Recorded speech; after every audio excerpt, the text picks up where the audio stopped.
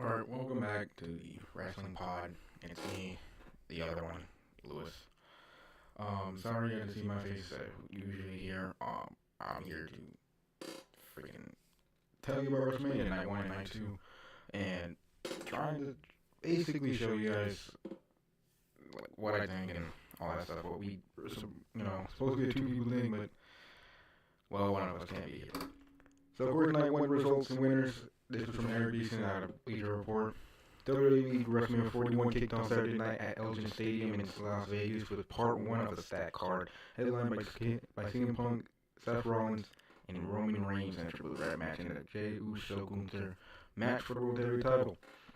It went down when top superstars can't read. What went down when the top superstars took to the grandest stage of them all? World Heavyweight Championship last night, on Saturday, kicked off the show. Jey Uso finally wins the title. He dropped him with a powerbomb and delivered 3 consecutive splashes and then tapped him out with a rear-naked choke. Now, it was pretty kind of interesting. I didn't like the match and the way it went with these two, but I don't think that Gunther should have tapped out. I think he should personally took the loss like man and freaking got pinned. I feel like an idiot because I had to do something stupid after being wrong here. I know he was happy. I'm not kind of happy. I don't care. Jay held this pretty well. He's just, for me, he wasn't like ready, I think, a little bit. But, I think this was a good outcome having a win after all the leagues he's been through and him winning the Rumble. Yes, this is rated an A. It's pretty good. So after that, we had the World Tag Team title match, of course, with the World Raiders versus the New Day. The New Day may not rock anymore, but they are the champions after beating the World Raiders. Yes, in the second match of Saturday night, Kofi and Xavier Woods overcame the odds and size advantage. Listen, I'm gonna say this. I think the New Day are fun. They're getting right now being heels is pretty fun. I don't know who's gonna beat them. Mostly this guy would outsmart me there. But I think that this is real interesting for these two guys and the way that this Raw tag team division has been as late. It's not been interesting as much as SmackDown. So, it's pretty interesting to see them probably rejuvenate these titles more. Hey, maybe the New Day, the New Day, going slow. Maybe the New Day could take on the Judgment Day again or some tag team they pull out their ass. I don't know. I would like to see something interesting come out of this. Maybe on Backlash or some kind of review, but we'll see. This was their 12th title win. I am kind of happy for that. They deserved it. This was great at C+. I think it was a pretty good match, but yeah. Then after this, we go to Jade Cargill versus Naomi. Of course, the rivalry has been building up for months now. Jade seemingly put her rivalry with Naomi behind her with an emphatic win. And it sort of everything the former world champion threw at her before powering up on her shoulders and putting her down with a powerbomb and then the added Jade. I'll say this match wasn't as the super most interesting match. I think the story really helped this match get a lot of attention for wrestling fans, and I think this was pretty good as a match. I never know how to speak, so I'm gonna take whatever I say in this video lightly. Mostly just listen to him. Just if you want, just don't even watch this one. But these two women are right now, in my eyes, I say a lot of bullshit anyway. Right now, Naomi has like interesting character that they can build off, and right now Jade is the future right now, so you gotta use her correctly, and I think that they can do that. I would like to see her probably at a time match at SummerSlam, maybe, but I don't know. So this is ready to be my. This is the first non-title singles match between two women on the show since Tori Wilson, Candice Michelle, WrestleMania 22. Great. So after this, we go to a United States Championship match. It was LA Knight versus Jacob Fatu. Fatu is probably one of the best wrestlers on the roster right now. I'm not gonna lie. They went back and forth, but the Samoan Werewolf put down LA Knight and took the U.S. title. Now, I think this match was interesting because seeing where Fatu was a year ago, just debuting at freaking June, alright? He debuts, he's like, looks like a big top guy instantly because he's in the top stable and on SmackDown. He is the, most hyped up out of all of them. So seeing him from right now, from where he came from as being kind of Solo's underling to being probably even better than Solo is right now, it's pretty interesting. And having him win the USA title was awesome, and I think that was really good for them. I don't know how long this is going to take. This is a really good showing for both of them, but I don't know how long the world title, the US title reign for Fatu will be. Maybe it'll be a long one, maybe even a short one. I don't know. But I hope it's a pretty good one. This is rated B+.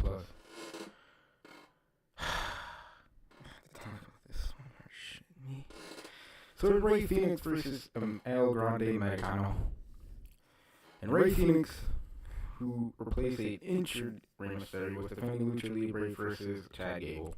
Not even going to sugarcoat this. Gable was...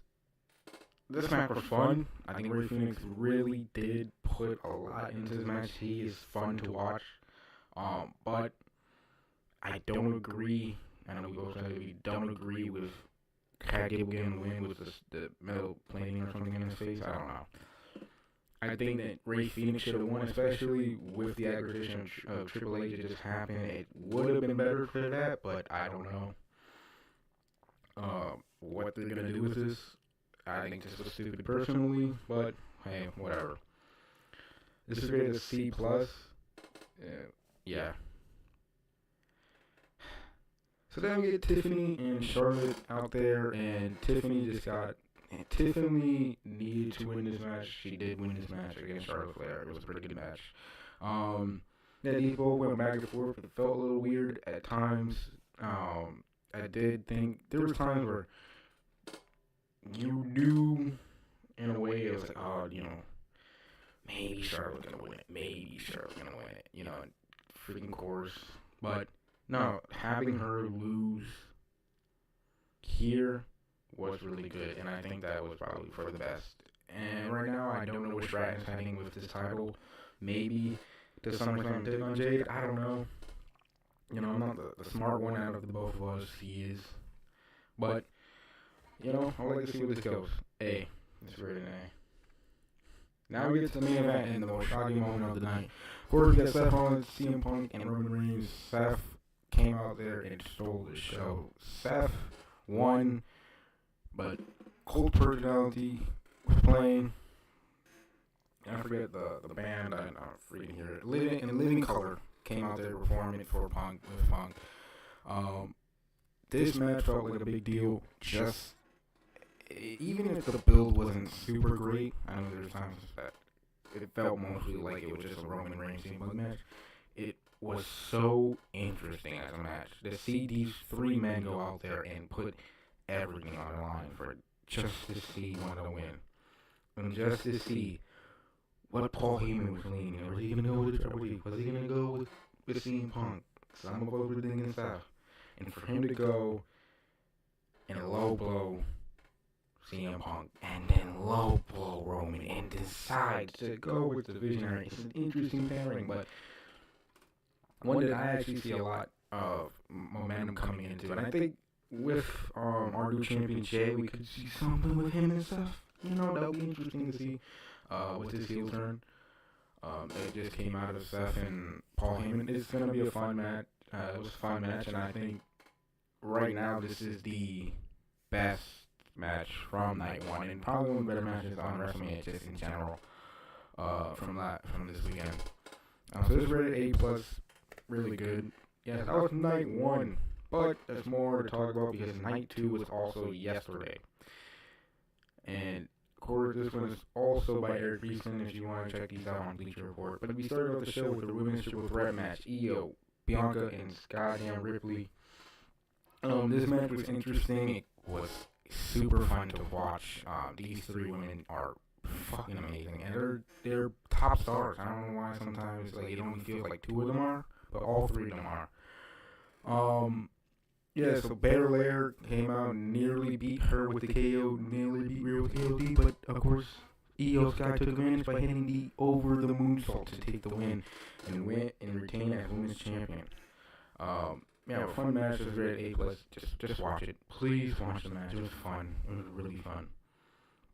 After this, we go to the Sin City Street Fight. Damian Priest and Drew McIntyre. This was easily kind of, how do I say this? It's better. This match was a little bit mostly better than most of night one. And that's saying a lot because night one had some pretty okay matches, but this match was just fun. It was just a brawl from these two.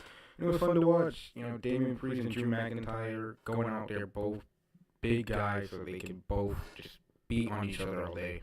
And you saw a lot of that. There was an interesting moment. Where Drew McIntyre took a selfie with freaking Priest after beating on him. So yeah, it was interesting, and some of the spots were fun. But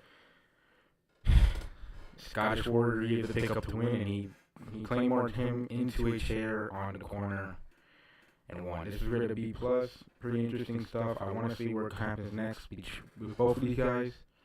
Maybe we can see Drew McIntyre do something with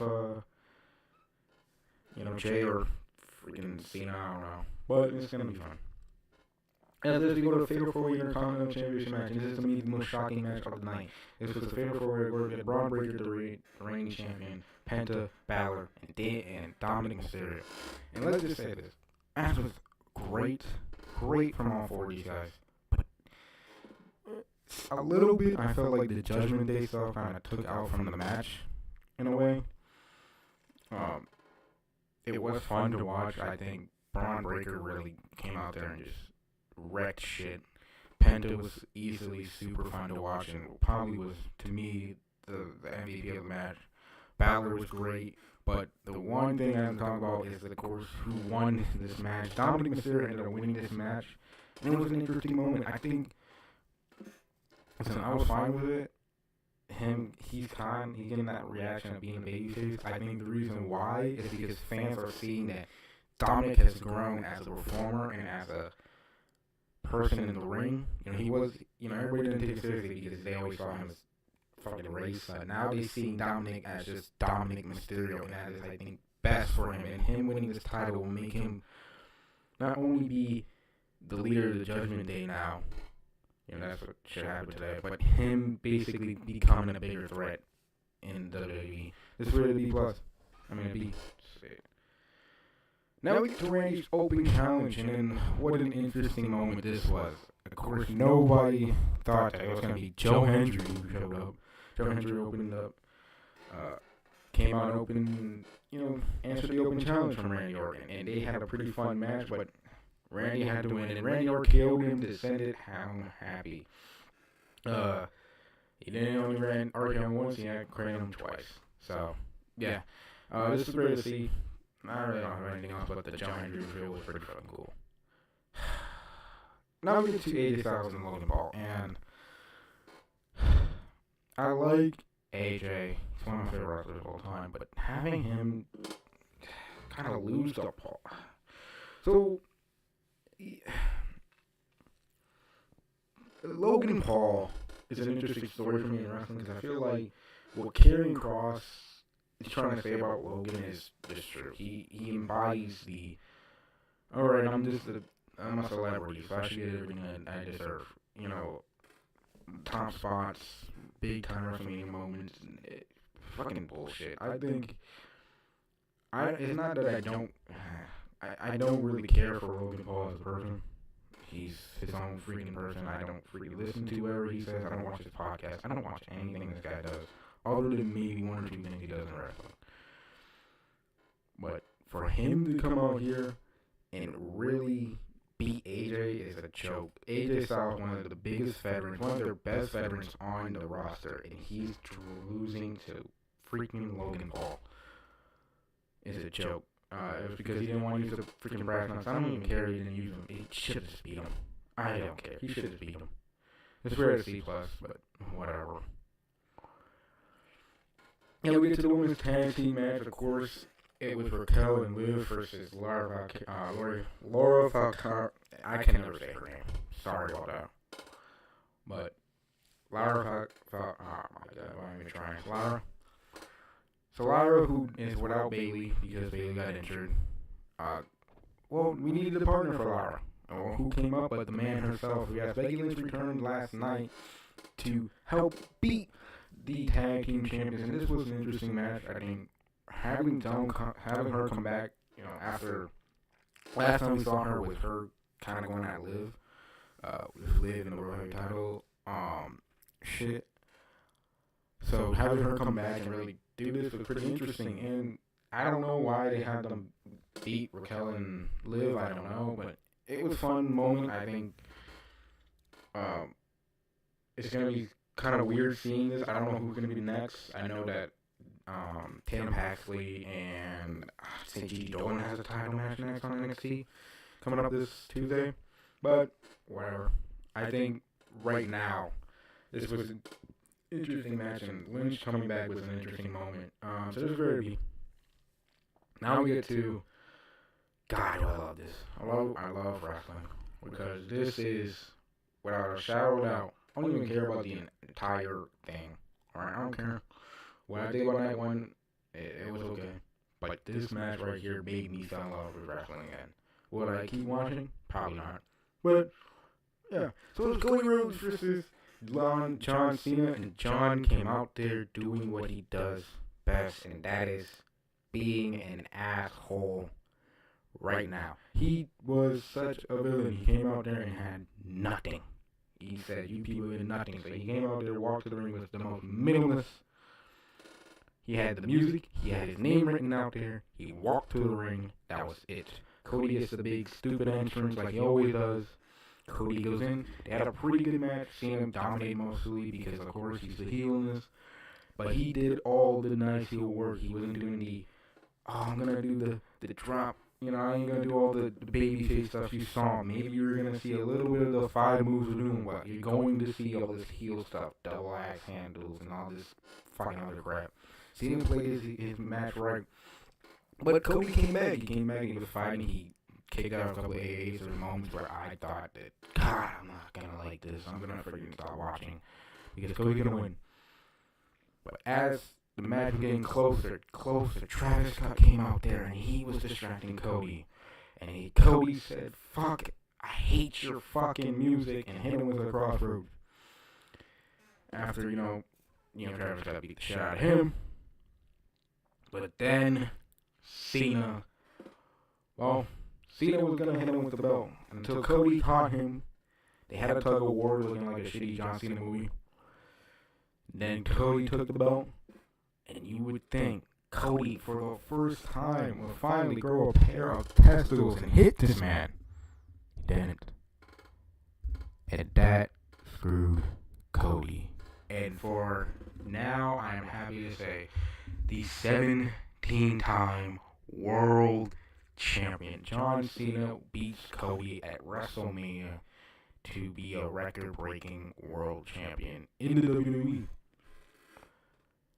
So, what was this match? Was this match great? Was it good? They said it was a C. Listen, the match was fucking... Listen, I'm going to say this. The match was not that great. It was not really great. And that's not to Cody or Cena's fault. It was just people expected more out of this match, and they got not what they wanted. So, I think that's why people are kind of hard on this match. For me, it's just what it was. It was a singles match. It wasn't meant to be this big, all-out, crazy... Oh shit, here comes The Rock, here comes Austin, here comes Taker, here comes fucking Bugs Bunny or some shit. Here comes Dom Toretto. It's not supposed to be that. It's supposed to be two guys that had one thing in mind. Beating the other and proving a point. And that night, Cena got to Cody and became the bigger man and won the title. Overall show, they said it was a B-. I'm pretty sure for night one, they said it was a freaking C+. This was WrestleMania 41 really great. Not really. It's not one of the better ones. It was kind of lackluster, I think. But as an overall moment grabber, which is now wrestling, it was what it came out to do. It's had moments. And now that we're looking at it, what is next for Cena is coming out. now tonight with the Raw after Mania, Cena's supposed to be here. What will Cena say? Who will answer Cena? What will go on? I think we're seeing something interesting build up, and especially it will explode around SummerSlam. I think this will be fun to see. But that's it for our little thing here. This dude will be back Tuesday to show you guys or talk about Monday night about tonight. I don't know if I'm gonna be there. I really don't know. I really don't care. But I want to say thank you for the people who watches. And hey, you like hearing my dumbass? Then watch or listen. But hey, that's on you. I guess I'll see you.